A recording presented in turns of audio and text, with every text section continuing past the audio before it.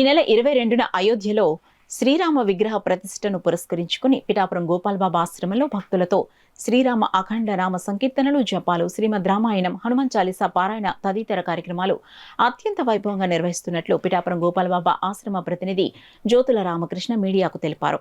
పిఠాపురం గోపాల్బాబా ఆశ్రమంలో జ్యోతుల రామకృష్ణ మీడియాతో మాట్లాడుతూ 22న భక్తులందరూ పిఠాపురం గోపాల్బాబా ఆశ్రమానికి అశేషంగా విచ్చేసి ఈ కార్యక్రమంలో పాల్గొనాలని ఆయన విజ్ఞప్తి చేశారు.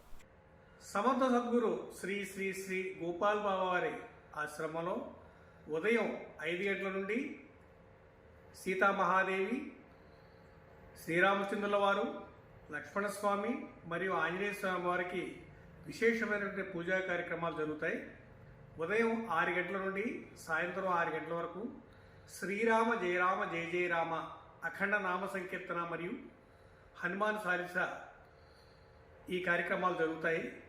కాబట్టి 50 మంది భక్తులు కూడా అశేషంగా ఈ మహత్తరమైన కార్యక్రమానికి విచ్చేసి స్వామివారి యొక్క కృపను పొందుతారని చెప్పి మనవి.